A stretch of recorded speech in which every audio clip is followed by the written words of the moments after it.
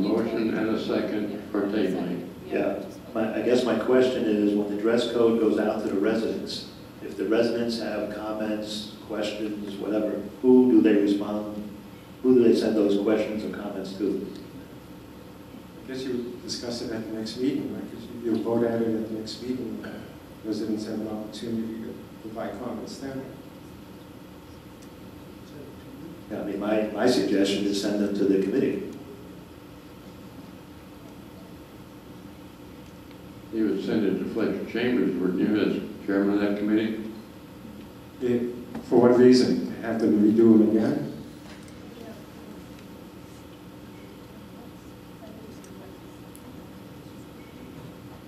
I believe the issue, as I understand it from the people in the audience, is they want an opportunity to see what the changes that were made are. And I'd agree with that. If you see them, then you'd be prepared to discuss them at the next meeting. Is that correct? Yes, that's fair. I thought that's what I said. Isn't it? I would send them out on an email blast today to the entire community. They can review them, and then when it comes up to vote at the next board meeting or whenever you schedule it, they have an opportunity to discuss any issues they have with those dress codes at the board meeting. That's correct. So sending your comments to Fletch or other committee members, I don't know to what end I would serve, because they're not going to change their dress code again. They've already provided you their version. They've listened to your comments. The residents had an opportunity to comment at the workshop, and now they've factored in your comments and that they've developed the final product. So I don't want to see them do more than what they have to. They already have a heavy workload right now. Okay. We'll take a vote. All those in favor? We're tabling it. All those in favor of voting to table? Aye. Vote is unanimous.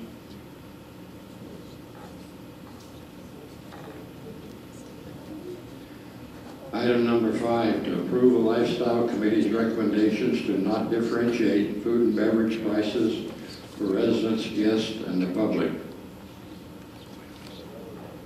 Lynn Agati has that report. Good afternoon. I'm Lynn Agati, chairperson of Lifestyle Committee. And at the November 2011 board meeting, there was a discussion regarding individuals who reside outside of Heritage Pines being charged more to play golf, and that perhaps Heritage Pines should be consistent and charge outside individuals more for using our restaurant or attending events in the pack room. The board requested that the Lifestyle Committee look into the possibility of charging individuals who reside outside of Heritage Pines more for events that are open to the public. First, it must be mentioned that outside golfers are guests of residents. Heritage Pines Golf Course is not open to the public. It is considered the norm that golfers pay more at a golf club where they do not have a membership. However, when an individual goes into any restaurant, they expect the prices to be the same for everyone in that facility and that they would not be treated any differently. In researching this, it was discovered that there was really only 4 times a year that events are open to the public. They are Easter dinner, Mother's Day, Thanksgiving, and high-cost events such as the 2010 Elton John show and the Mystics performance in 2011. Tickets for these high-cost events go on sale to the public only after they have been available to Heritage Pines residents for 1 month. Also, it was noted there are no high-cost events scheduled for 2012 and currently are not being considered for the future. For Thanksgiving, there were 2 seatings. At the 1 o'clock seating, there were 37 non-residents out of 187 people served. At the 5 o'clock seating, there were 25 non-residents out of 289, excuse me. This data was provided to the committee by the Food and Beverage and Accounting Department by analyzing reservations and credit card transactions. Through their analysis, we can see that 476 people were served at Thanksgiving, with only 62 being non-residents. It is believed that the majority of these 62 people, or 32%, were most likely family members of Heritage Pines residents. In reviewing Easter and Mother's Day, it was discovered the numbers were even less. In discussing Thanksgiving dinner, the question arose, if a resident decides to bring their whole family up to the clubhouse for Thanksgiving dinner, do you charge the resident one price and the rest of the family charged more? This undoubtedly would not be acceptable to residents. Another time when non-residents might come to Heritage Pines is Sunday brunch, but this is most likely due to a Heritage Pines resident inviting them. If non-residents were charged more, most likely what would happen is the Heritage Pines resident would just buy all the tickets on their resident card and have the non-residents reimburse them. Also, there are several groups that meet at Heritage Pines using the card room or pack room that are a mixture of residents and outside individuals. It was felt that these groups would find another place to hold their events if the pricing was not the same for everyone, because they do come and play cards and have lunch and go back and play cards. The Palace brand is a good example of what happens when prices are raised. They increased their prices and groups started looking around for other places to go. Heritage Pines benefited from this as groups started coming here where the prices were more reasonable. And an example of that is the Hernando County Sheriff's Office used our facilities. In reviewing how many events would be affected by pricing change, we learned the numbers were minimal. Over the past year, there have been approximately 100 total who were non-residents attending either Easter dinner, Mother's Day, Thanksgiving, or the Mystics Show. If we had charged these individuals 10% more for their ticket, we maybe would be looking at roughly a $500 profit. The committee, after discussing these different scenarios, unanimously decided that it would be in the best interest of Heritage Pines to leave the current price structure as is. The profit gain from making these price changes would be minimal, while the negative results might have a substantial impact. In conclusion, with the board's approval, the Lifestyle Committee would like to work with Food and Beverage Management to look into other avenues of saving money and increasing revenue while decreasing cost. Thank you. Thank you, Lynn. I'll entertain a motion to accept this recommendation. We have a move, we have a second. Any comments by the board? I do. When this whole effort was first initiated, it was looking at not necessarily the residents and their guests, but the general public that was coming in. The concern was they would be in charge the same as residents and the guests when we sustain a loss in food and beverage. But there was also another factor that went along with this, There was a cost associated with advertising the events in the newspapers. There was a cost associated with putting up signs in the front of County Line Road, inviting the public to come in. It's my understanding that food and beverage will no longer run advertisements or hang banners up. Is that correct? But no advertising, which is a cost almost like $1,000. Okay. I would like to see those procedures documented, that policy established and documented by management. When we developed the policy for clubhouse utilization,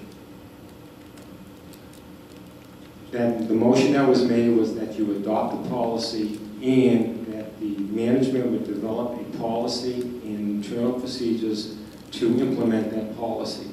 That has never been done.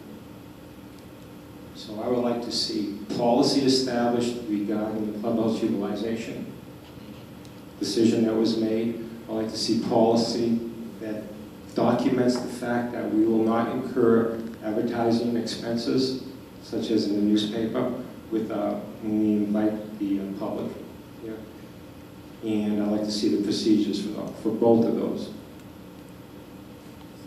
I'd like to make a motion that we adopt this, but that we have the attendant policy and procedures developed by management to implement this policy, and the same thing with clubhouse utilization. I'd like to amend the motion that's already on the floor. Do we have a second to the I second amendment? Val, would you second? Okay. Marcia, would you take care of preparing a policy through Paul? Well, I want to thank the We have committee. I any think they comments? did. Yeah, I think I'd like to thank the committee, give them commendations because they did come up with a lot of the research, and I, for one, was surprised because I thought there were a lot more non-residents coming to the Thanksgiving dinners and things like that. And I think they came up with some very valid conclusions, so thank you. Rick, I've got, I guess, a question on the motion, and that is, are we just approving that we leave the prices unchanged, or is there going to be a separate motion with the committee's recommendation that the board approve the lifestyle committee to look into, to work with food and beverage management and look into ways of saving money and increasing revenue? Is that all part of one motion? No, as a motion has been amended, what it says is we'll approve the pricing policy and do the other policies also. Yes, we had a second from Val. Was that the question, Lynn?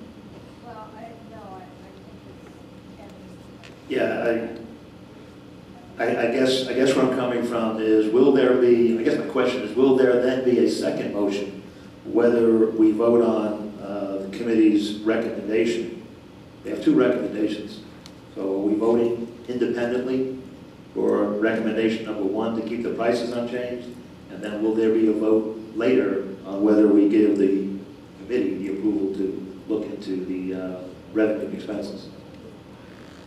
Well, the total recommendation was both, so that the motion should apply to both. Okay, that's what I'm asking. Yeah, should apply to both. Okay. And as amended, that we prepare a policy for it. Okay. Joe? May I have one more comment? Oh, just a moment. One more board comment. We're crossing lines now because the lifestyle committee falls under the domain of operations. Okay, so can we as a board task an operational committee with the task? I asked the operations acting general manager to prepare a policy for proposal to the board. Yeah, I mean, pricing is clearly an operational issue. The board asked the committee to look into pricing.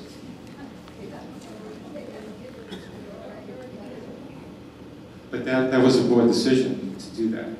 That was a board recommendation and voted on by the board to do that. That's why I'm asking, as part of this motion, to approve the lifestyle committee to look into revenue and expenses. Is that part of this motion? Okay. Joe Pratt, Regal Pines. When there was discussion, one of the things that came up was no advertising. Well, we do have events in here like weddings. Does that mean we're not going to advertise for weddings? You know, that's totally separate from what you're talking about. The second thing I wanted to mention was if you give the permission, the lifestyle committee, when they look into costs for the restaurant and trying to cut down costs and increase revenues, I think one thing that they should take a serious look at is leasing the restaurant out. I have heard from a lot of residents in here that said they would like to see that done all throughout South Florida. That's one of the things that's taking place now. Places like ours are now leasing the restaurants rather than running them themselves. And I think it would be, they would have to look at it to see what the difference could be. Thank you, Joe. Any other comments from residents? All in favor of the motion as amended? Aye. Val, did you vote? Okay. Passes 7-0. Item number 6. The food and beverage incentive plan as presented at the last meeting has been requested by Paul and Mark that they not participate in such a plan, and Paul specifically requested that his letter of refusal be read at this meeting.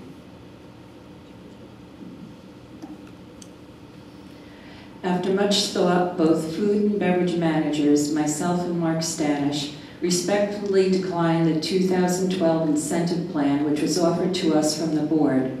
The great deal of unrest that it has caused has created a work environment that is not only chaotic, but accusatory and stressful. To date, we have received a great deal of criticism for decisions we have made within our department. The decisions that were made were done so with the best interest of both our department and the association, keeping our budget in mind. However, many residents have harshly accused us of cutting quarters in order to increase the chances of a large end-of-the-year bonus. Any suggestion that we would cut corners or understaff our department is inherently false and speaks negatively to the work ethic, of Mark and I. Unfortunately, as business volumes increase, both with resident events and outside events, we see the trend continuing and quite likely get worse. Many residents have also questioned our hourly staff about what they may or may not know. This has created an incredible amount of unrest in our department. If a staff person receives less hours than another staff, they immediately question if it's being done to a manager's benefit. The turmoil extends from the floor to the kitchen and has resulted in many questions from our staff which have very little to do with the job that they have been hired to accomplish. We take great pride in our department and the members which make it up, and the implication that we would take from them to benefit our own is not only false but incredibly hurtful. We view our department as a team, as a family, and we take great pride in that. Regrettably, we feel that it will be very difficult for us both to continue to efficiently perform our job with the black cloud of the incentive plan looming over our heads and our department. Any choice that we make, whether it be in portion size or in cutting back entertainment, will have the ominous suggestion that it was done to benefit our own pockets. For years, both Mark and I have worked tirelessly to provide residents with an incredible social atmosphere built on great food and great entertainment. We have strived to give residents everything they ask for, from opinions on menus to the types of events and dances we throw. While we appreciate the offer, we must again respectfully decline. We will continue to work as we have for the last several years to increase our revenue while decreasing our expenses. We will continue to provide the high quality of events we have in past years and strive to come up with new and exciting events, all the while providing residents of Heritage Pines with the same standard of service they have come to love and to appreciate. Considering the incentive plan was announced and approved at a board meeting, we would respectfully request that this letter please be read aloud so that the community can be made aware that both Mark and I have declined the offer. Respectfully, Paul Shafara. Thank you, Linda. Shall we have a motion to remove that offer of an incentive? Second?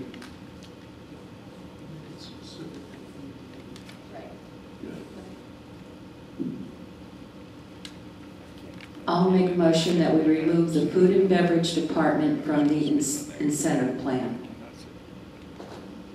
I'll second that. Any comment by the board? What's Plan B?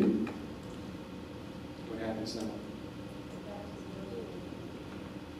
We'll go back to the drawing board, as Linda says. Well, I'll go back to the question I asked in the previous motion. We have this lifestyle committee now empowered to take a look at increasing revenue, reducing expenses.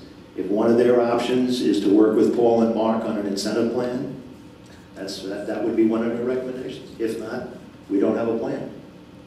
Yeah, that would be going back to the start. Any other comments by the board? Comments by the residents?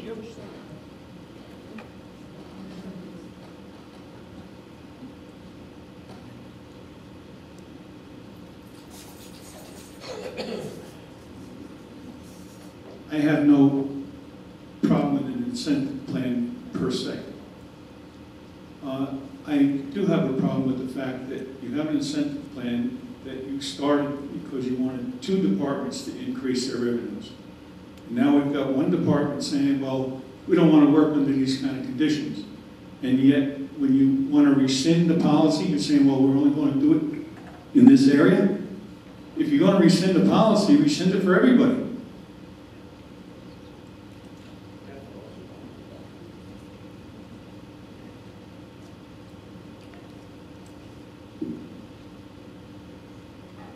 My name is Carla Becker. When you said you go back, well, we have a brand new GM. The new GM should be coming in. And I think that what we should do is we should wait until we have a new GM in place. I think it's really important that we give, I don't know how to work a microphone, I'm sorry. I think that it's really important that we give the new GM a chance. This is it's a very critical part of our fiscal basis, the operations part of it, and I think we need to give the new GM a chance to redo performance standards, evaluations before we start going into incentive plans. And I think that part of the reason why this particular incentive plan was maybe not something that I would have considered in my HR realm is because it's based on negative. It was based on a negative issue, a reduction. And I think if you're offering incentive plans, it's only fair to offer incentive plans if it is measurable for all of the managers. All of the managers and all of the directors should have been given an opportunity if you were going to do an incentive, not just two, because I think that's disparate. But I really truly believe that we really should wait. And I agree with Kevin. Give the lifestyle a chance to, maybe they can come up with something in the meantime until we get a new GM in place. As a matter of fact, this morning, Linda and I talked about this, and since part of the general manager search has a group looking at salary and benefits, that we felt that once the general manager decision is made, then that committee could possibly look at incentives and benefits.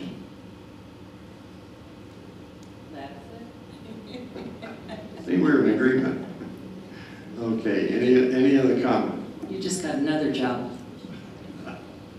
Any other comments from the audience? Yes, Ben?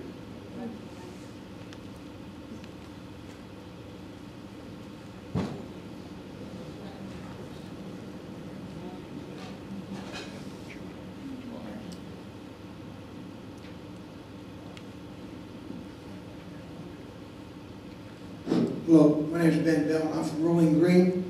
I'm going to regress just a little bit back to item 2 with the CDD update on recycled water. I think we was talking about, You're out of order, Ben. you didn't ask for any questions from people after you brought that up. That was just an update on where we were. We're not considering putting it in or anything else at this point. Okay, I just don't want it to be too late for it to be a done deal and say it's a done deal. Nothing is a done deal. You're talking about giving $60,000. That's the CDD's business, not this board. John? Do you mind if I just speak from here? I believe I can be heard.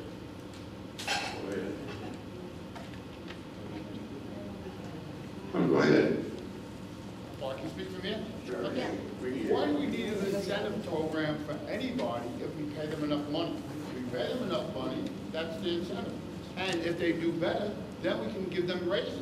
Because I don't believe we're going to take money back from them if they don't reach that so-called number that somebody puts out for them to reach. So I think an incentive plan for any manager is just ludicrous. Any other comments? Griff, yeah, once again, I just want to clarify in my own mind that what we're voting on is to sort of disapprove the food and beverage only incentive plan. That's correct. Okay. Only for the food and beverage. Call the question. All in favor, vote aye. Passes 7-0. I'll entertain a motion to adjourn. Have a motion? Have a second? All those in favor? Aye. Passes unanimously.